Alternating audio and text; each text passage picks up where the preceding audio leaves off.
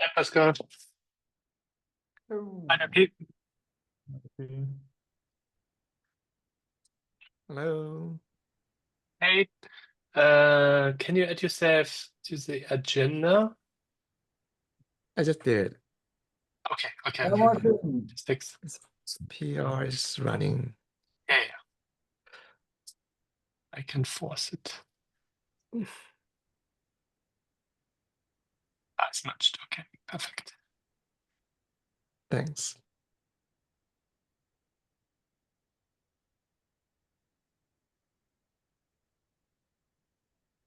Nice to see you in my Martin. Hi. Hey. Awesome. I think we are complete. Check. Yeah. Okay.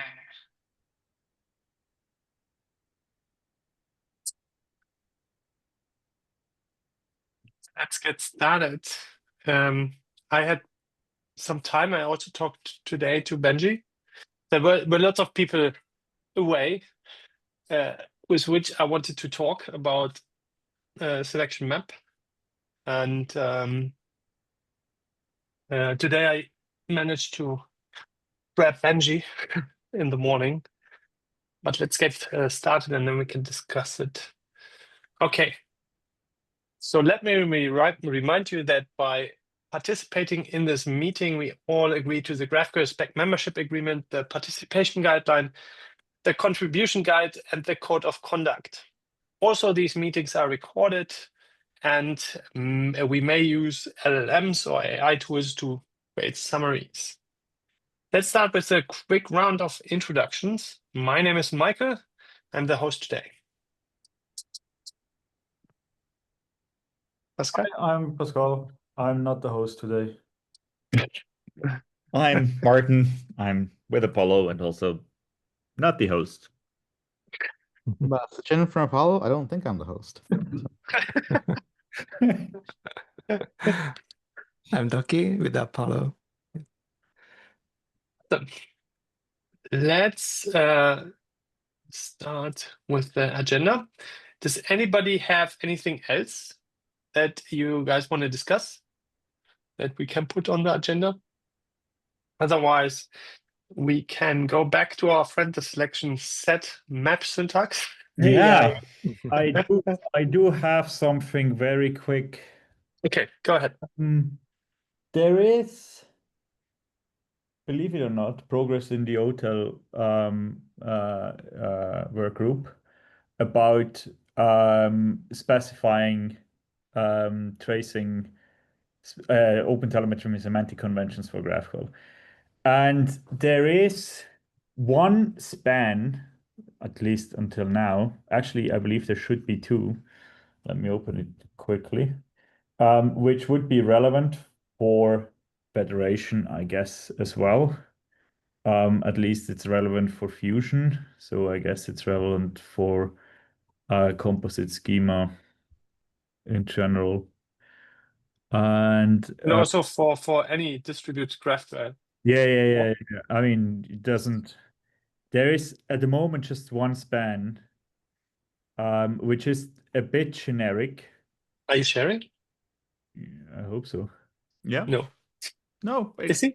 No. I can see this. Yeah. There. Sorry. Yeah, I can see it. You know. And essentially, the one span is the GraphQL server operation planning span. Sorry for this being a bit annoying. Let's make this a bit bigger. And this span covers the operation planning phase of GraphQL recruiter, where the server analyzes and validates the query and creates the execution plan. So this is not only for federated servers. It could also be that when you have complicated, more complicated or advanced, I call it advanced GraphQL servers, then this could also be used for operation planning. It's just a shout out. If you think that from the gateway team on your end, there's anything else that makes sense for you to trace, then let me know, because we are currently specifying the tracing. And yeah. What about execution? Is there something extra for execution, or? There will be a graphical, yeah, it's already edited. The graphical server operation step execution. Okay. Then covers the execution of a single step in the graphical execution plan, where each step typically represents the resolution of one or more fields that can be executed together. Oh, okay. In federated graphical system often corresponds to a query sent to a specific subgraph or data source. Each step may involve field resolution, data fetching from external services, data transformation, result aggregation, yada, yada, yada. But this can also be used for a thing like GraphFast, where you essentially go away from the resolver-based execution, which according to Benji was a mistake. But anyway, these spans should be generic enough for them to reuse. So we have these two. I've already added the second in that case. Yeah, that's it. Input, like I can link the pull requests. Is someone from the Apollo team on the? There was actually two people. Bryn. Mm-hmm. Bryn was a couple of was actually 3 or 4 times there, and he will probably come back at some point. Maybe he's just busy with life at the moment. So he has given some input there. But there's Okay. composite schema, maybe other people want to chime in as well. I will send you the link to it. Okay, that's it. Now let's go back. Can you post the link to the Slack, Pascal? on Maybe my- so others see it in the panel. Awesome. Okay, so I talked to Benji. The first thing he said is that there will be work around namespaces at some point, and we should be careful with the dot. So let me pull up the thingy. So we are using the dot syntax here. Mm-hmm. And they want to, well, there is exploration around using the dot syntax for namespaces.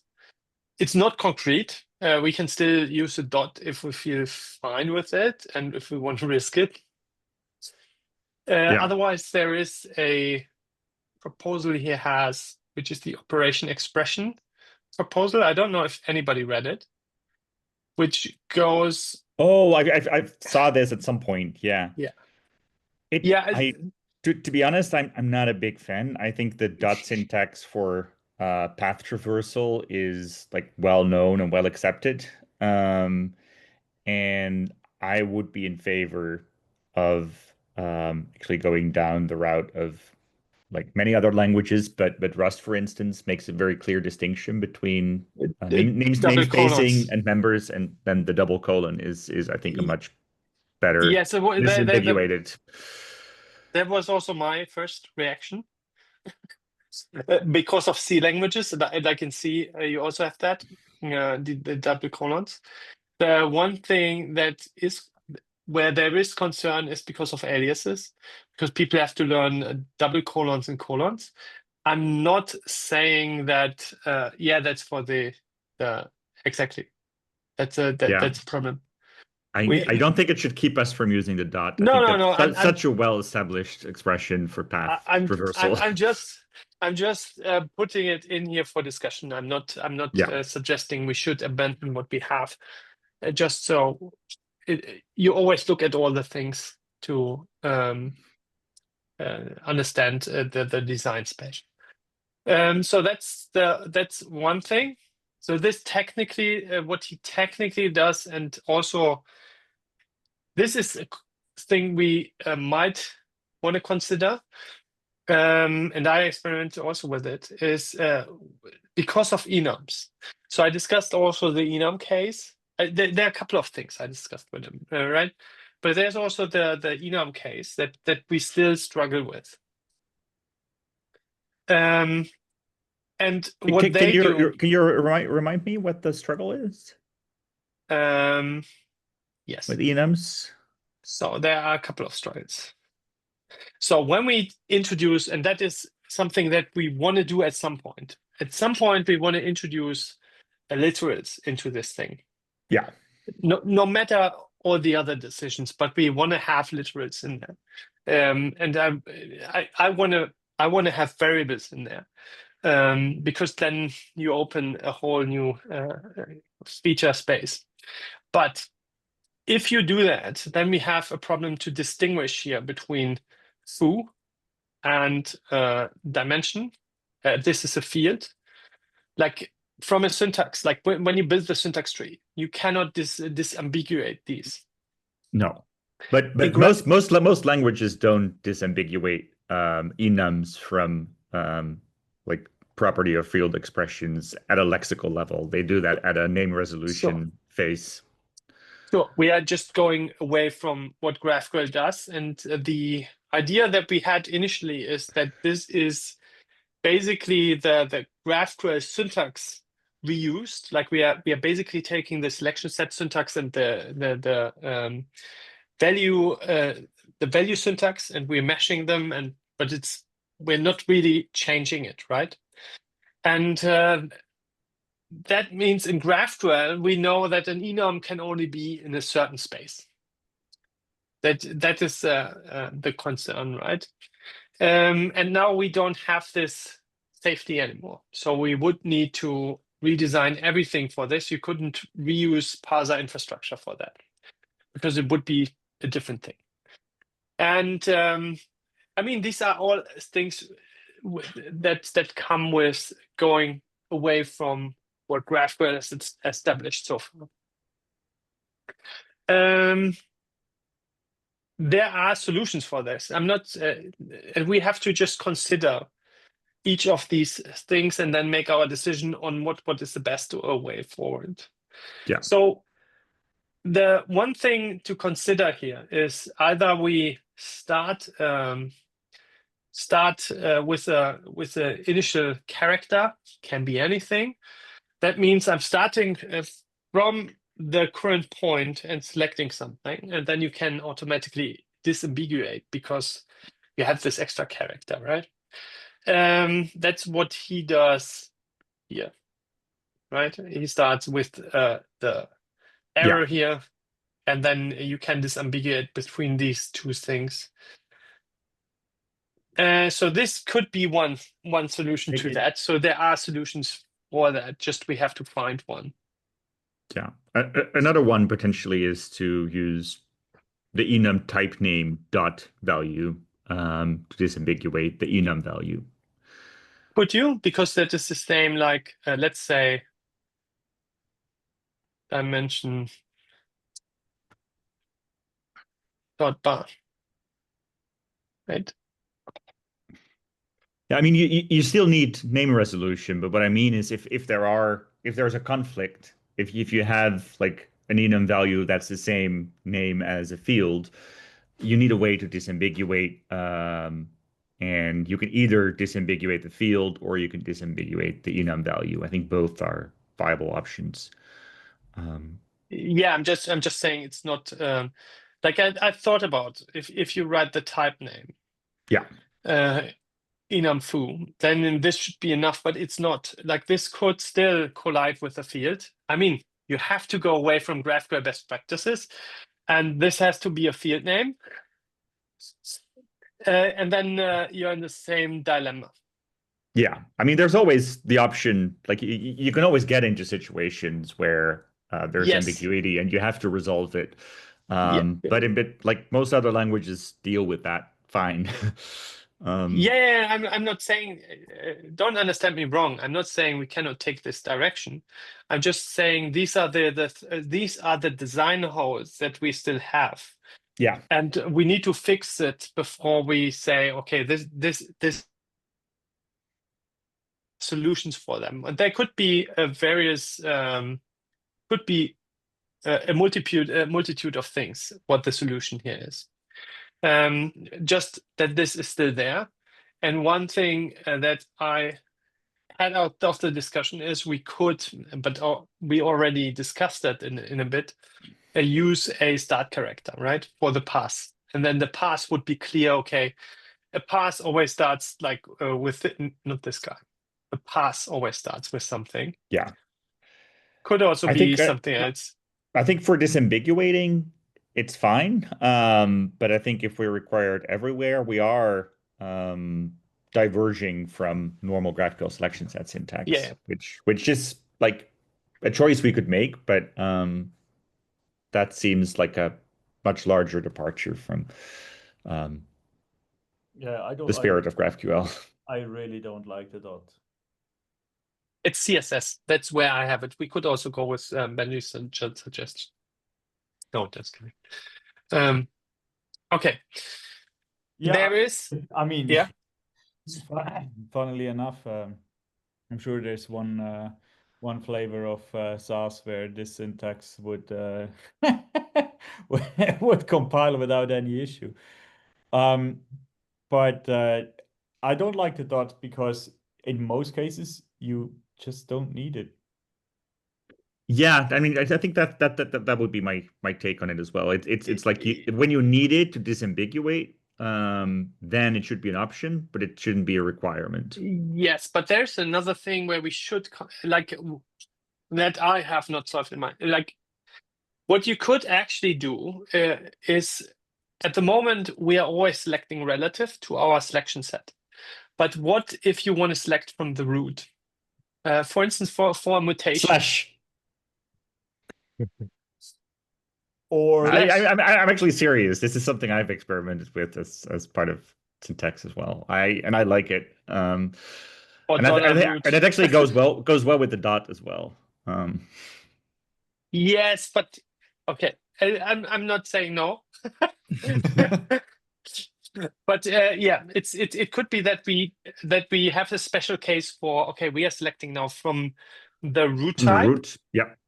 Because that's something I can see if you want to do Saga-like orchestration flows for mutations, right? Where you first gather data. It's especially nice for mutations. Yeah. In the mutation case, that I have also a whole user story behind that. Yeah, because you could take the input data that you get, and then you can get, based on the input data, required data into your. I mean, it's nothing that but if you have a distributed system, in the long run, you will need messaging and you will need an event bus and yada yada yada. But if you just want to use things, like I would say in at least 50% of the cases, you can probably just cover from the gateway if you can select from the root. And the thing that we introduced with the propagation, but yeah. Anyway. Yeah. Anyway, that doesn't it's not the cons. The other go thing ahead. with the disambiguation here, like I do understand this, that I do understand the problem here, but I'm not sure if I should care. Because I mean, I think in practice, most people follow GraphQL naming conventions, I think. I mean, even if you don't, like, yeah. if this is equal to a field name that you have, then we're sorry. No, that's not an approach for Well, designing. I think it is. I mean, you can just tell people that this would be a really weird choice for a field Yeah, name. but anyway, we also in the GraphQL core specification explicitly call out that this is a suggestion, but you don't have to name it like that. But you can't, like, just for reference, like in program languages, you have the same issues. The only with namespaces and types and whatever, and some combinations of names of namespaces and members and enum values and static members and whatever are just plain out not supported. You can't. They are always like what for instance .NET does, Pascal C#. They have, if you cannot disambiguate, you have to do this global, and then you select from the global with this ugly long syntax.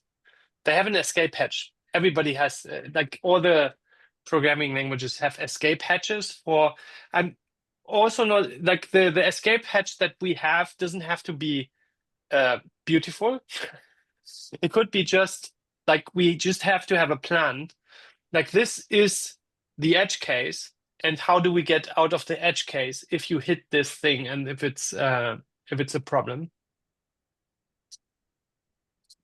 Yeah, I mean, you would have to do it there. Like for me, prefixing the path with a dot is not really an option. Like doing it, you would have to do something around the enum. I don't know. No, the prefixing the path, I only suggested that because there are two passes for me. There's I want to select from the root, and I want to select relative.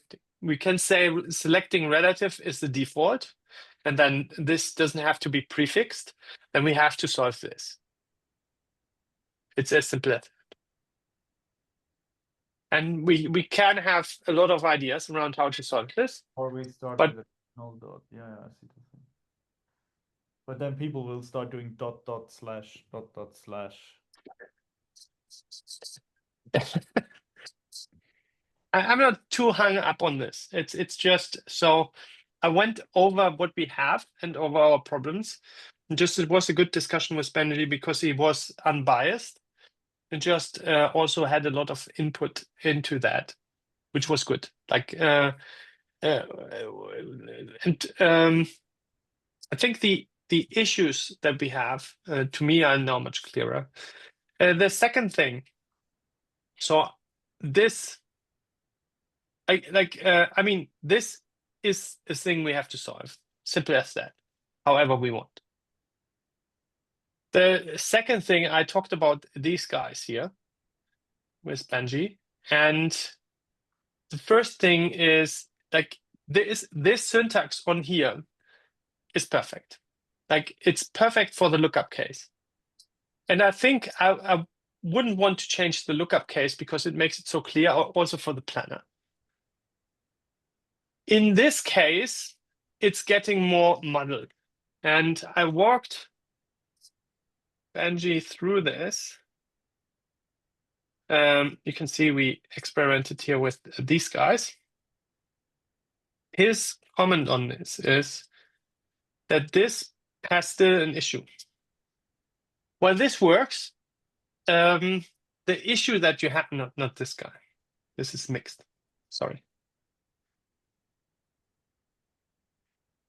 Yeah, this guy.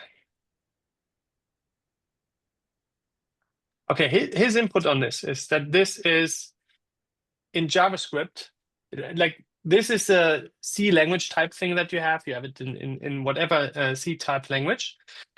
And it's used for null. If something is null, evaluates to null, then do this. Or undefined in the JavaScript case. Yeah, but let's. I come to that. But he voiced that there could be the case where null is fine, and you want to disambiguate between null and not there. So what he suggested is actually that we keep both in this case. This for this type is not matched, and this for if you want to do this typical programming style. Okay, if it's null, then use this. And this is, I don't find it bad. But And it does could this work. does this mean we're treating the bar as a binary expression? Because that was one of the other things we Yeah, weren't you're sure meaning for about. flex and stuff, right? It's Sorry? basically like a flex operator, right? Like you're combining. Typically in languages like C#, like C-based languages, it's used for flex, like binary operations. Oh, you have. flags, yeah. Yeah. Flags or types? Yeah. Yeah. Yeah, in this case, it would no, be. but what I mean is, I remember in one of our previous discussions, we actually thought about the choice operator as sort of a global operator, like it would sort of divide a type into different options, and even consider sort of nested fields as part of that choice. That's a very different type of operator than like a local binary operator, where it's basically a choice between the left side and the right-hand side. Yeah, so the idea was that the first type you hit that cannot be matched will flip over to the next choice. Okay, but then the nearest, because you can have nested choice operators, so you Yeah. have to disambiguate there as well. So it would be like if we have this, for instance.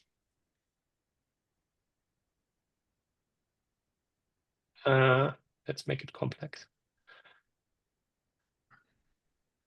Foo. If you don't prepare them, it's going to be foo and bar, right? And then we flip over to this guy. So what it does is, if dimension returns physical dimension, it's good. If not, it flips over here. If this is physical dimension, we go further and try to match foo. If foo doesn't match, we flip over. So the first type condition that is not met will flip over to the other side. Yeah, so I think one way of looking at that is it's like a short circuit operator, Yeah. right? So it's sort of the result of the entire expression in this case is, well, let's call it undefined, right? Yeah. Yeah.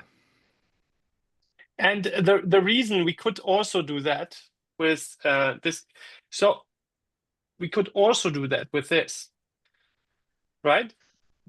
I think we discussed both these cases last time, and it works for this, but some of our other examples actually have like an object constructor, and then the need to sort of choose between two constructed objects, and in that case, it isn't really clear how the undefined propagation would work. So this only works if this side and if the left side has a type condition. It's for nothing else. When we talk about nullability, you would use the question marks. But it would work the same way. So can you add brackets here and the property name there? There, you mean? Yeah. Yeah, add a property name as well, a field name. Where? Where Well, do you want it? well, that's illegal, right? You have to add a field name here. Yeah. What do you want me to type? Here. Yeah, what should I do there? Write foo colon. Foo colon. Yep. And so it would work exactly the same way, right? So it would say that if physical doesn't work, then it flips over. And if well, but what does flip over mean in this case, and what happens? Because if we have very clear semantics for a single expression, but if you have an object with multiple fields in it, and some fields are defined and others aren't, and they might even have different type conditions on them. So this object is the scope, right? Yeah. And it basically says the first type condition I cannot meet in here. We flip over to the right side. But that means that you can't nest choice operators, right? I mean, you can. Because the scope would just be inside of another scope. Yeah, exactly. It's just this is the scope. If I have nesting here, you mean this, right? This is new scope. I mean, you can even do it on the same. Whatever's in here. You can even do it here instead of bar. You can just write pipe and do another one. Mm-hmm. And then it's evaluated from essentially from the inside out. You mean here? Yeah, without the bar thingy. Like you can even remove the bar. This? Just remove bar, colon, and the curly brackets. Yeah. I think my worry is that it does feel like action at a distance, right? Because you have like a potentially very complicated object construction with like multiple fields, and if somewhere in there there's a type condition and that doesn't match, like you jump out of the entire scope and you're considering another option. I know you're worried, but it's basically we validate the passes in the scope. So in the object in this case, is this pass that we evaluate. If we don't match a type condition, you flip out, you flip over. And Yeah. you can also override this, right? You can use question marks if you want to, like you could also, depending on what you're using, if it's unions or non-unions, you can also simply just use the question marks, right? If you just want to null it. So you could, depending on what you do, because question marks are about nullability, right? You could also go on a nullability route and say, I want to do a default string. If this doesn't work out, if this evaluates to null, we're gonna just do this. But it gives you a differentiator with which you can much like the Yeah. bar gives you a much better evaluation when you want to do unions. I think my worry is that it's very different from normal GraphQL semantics, where like every selection set can have like undefined fields when you work with type conditions or skip and include. And you don't suddenly like jump out of an entire scope because one of the fields is missing. Yes, but this is like, I mean, the whole aggregation, the whole flat chaining syntax is something that we added new. And with this come these problems. Well, but I think this is the only thing that we can't directly translate to a normal GraphQL selection set, right? It would still, like, that's my point here, is it would still, like, this also couldn't be translated, right? What we do is basically translate this, even this would translate into a normal GraphQL selection set, right? This would, for instance, simply go into dimension. We just throw the stuff away that we don't, that just don't evaluation logic, right? So this would simply, like, we throw away this guy, we throw away this guy, and then we just are left with this. And this is always translatable.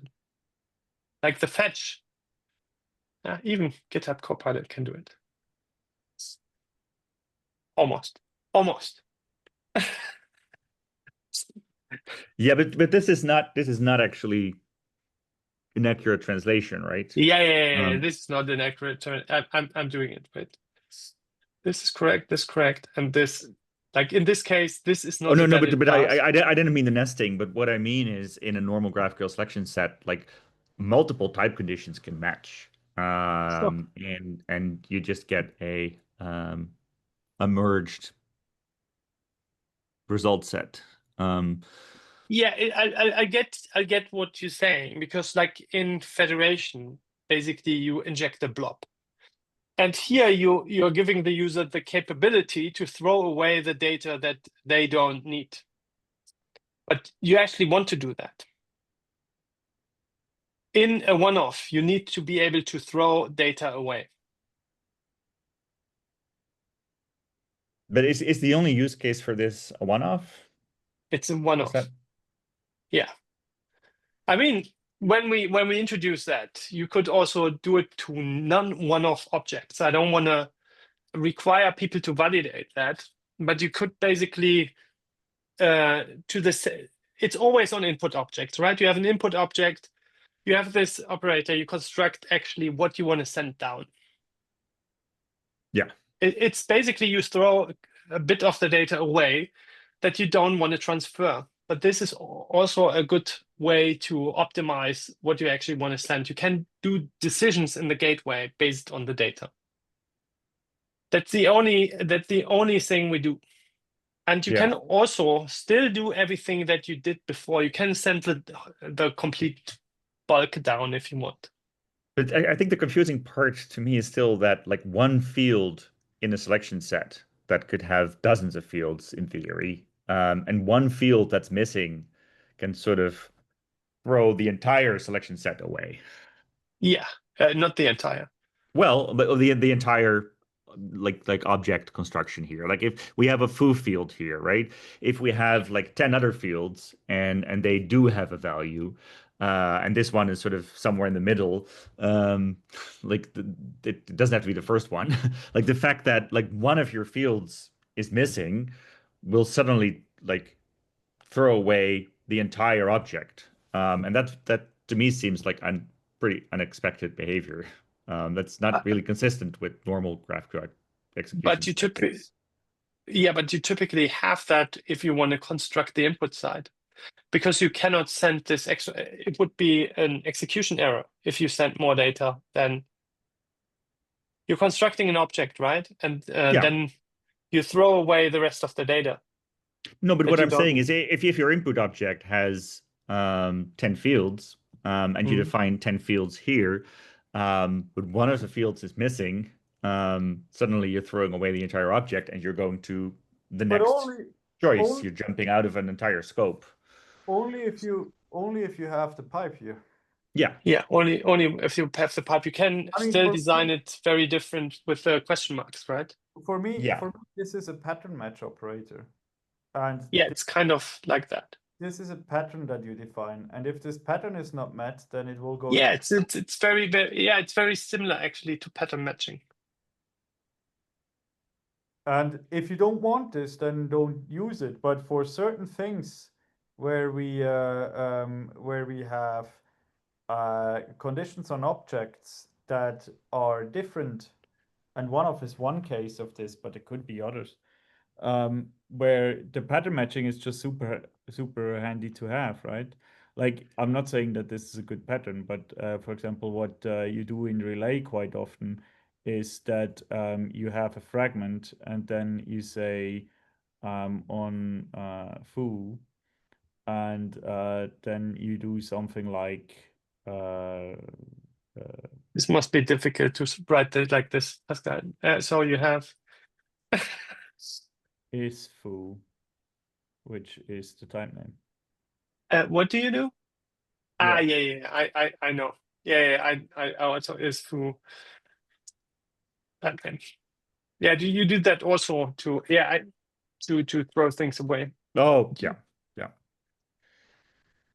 I'm curious because I do like pattern matching as a mental model here. I have to think about more complicated cases and whether they still make sense to me. But I'm also curious because we've been talking about this for a while, but Ducky and Sachin, I'm just curious sort of whether this makes sense to you. And maybe we should even take it beyond this group and try to see if people actually understand what the semantics here would be.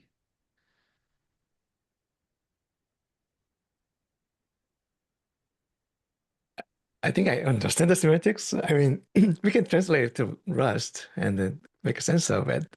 So Yeah. yeah. So yeah, so I can see the Rust version of the code, so that how that works. So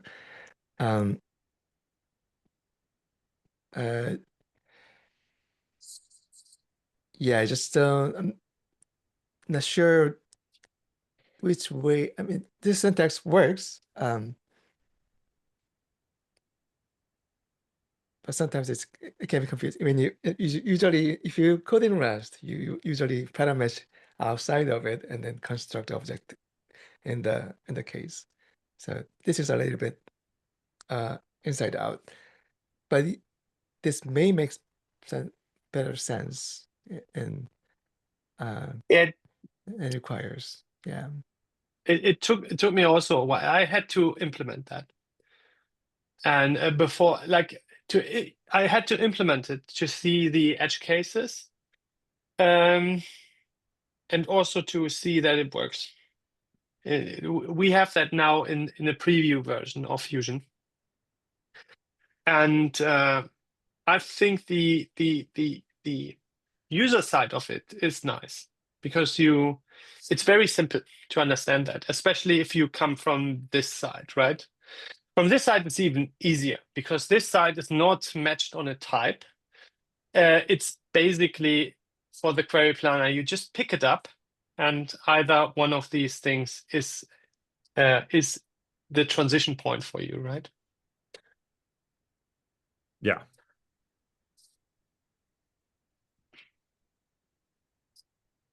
I would let's spec it and then try it out. This is not like we do it like this, but let's see,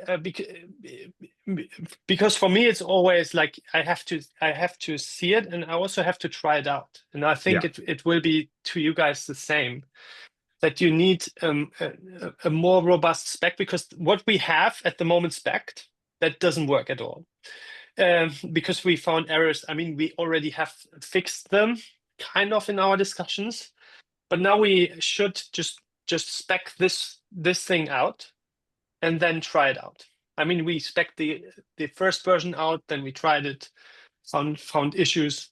Now let's do an iteration, and then you also can make your assumptions on that, and then we can take it back to a discussion. I mean, there will be an outcome like, okay, this doesn't feel right. We maybe have here a prototype version. We showed it to customers. They said it's good, or they said it's bad. Could be, we could go to either way from that. But I think at this stage, it's very difficult to, because I see that also with you, Martin. It's like you have to have bigger examples. You have to try it out with something concrete. We can see that the technical solution could work. It's more, does it work from the consumer side?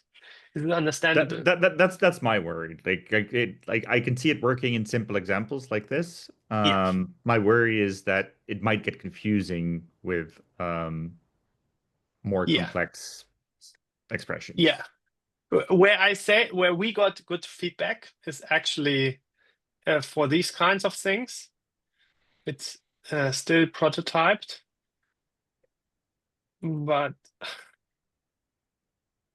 the product, yeah. Like this is what the customers love the most. Like that you can go with the dot syntax deep and nest up. And then we just inject it into into their input object, right? Because they can just define here nice and easy inputs and then just inject it. And this is really well received. So this is a super improvement. So I think that's not contentious. The not flat at all. chain syntax. The one thing, and we haven't tried that with customers yet. So I will also see that like in the next week or so to our customers, and then we get feedback also from there. And I think we'll spec it out, and then you can also do an iteration on that. I'm also wondering, maybe that's an offline discussion, but we'll have an audience at GraphQLConf. Maybe this is something we'll also want to bring to that audience to see their definitely responses. I mean, we have to. I was so busy, so many things. Same here. But let's have an offline discussion on what we want to talk about. In our talk, and then we can even present concepts there, and then at the end have a discussion. How people think about that. Sounds good. Okay, that's very good. Awesome. I think we actually stuck to the 30 minutes this time. Yeah. Yeah. It's very good. So we'll see where this goes. By the way, got very good feedback for the lookups. They are very well received by everyone I talked to about it. And it's also going into, I don't know if, did you see the talk of Matt last year about identity? I don't think so. It's a talk you should consider to watch. I can send you the link later, because what we did with the uncoupling of lookup and key is actually pretty important. Also to use it not only in the composite schemas. And the Facebook talk really, or the Meta talk, really showed me that again. Because in Facebook they say there are things that are identifiable, but not fetchable. Yeah. They use actually the same constructs than we now with lookup and key and stuff, but they have different names, right? Facebook has often these names like fetchable, very clear to the developer. Yeah, deletes child is a null propagation or something like that. Yeah. Set inner HTML dangerously in React. So. Yeah. Yeah, I sent you the underscore do underscore not underscore use underscore experimental underscore. yeah, I know. They often do that with the yeah, but I think it's what they talked about is actually what we created with lookup now, and I will talk at GraphQLConf to a lot of people about lookup in general, because it's cool in the composite schema spec, but I think people will use it in a whole lot of different ways as well. And definitely useful in clients as well. Exactly. Yeah, that's where Matt comes from, right? They have, like, for instance, he talks about the birthday cards they have in the stream. They are not refetchable, for instance. They are identifiable, but they are things that you cannot refetch, but you still need to identify in your store and stuff like that. So this has a key, but cannot be fetched. And then there are things that you can fetch by, and for this they have their version of lookup. I posted the talk when you have a listen. Yeah. Awesome. Let's wrap it up and have 10 minutes of our time back. See you next week. Yeah, well, see you next week. Thanks. All right. Right.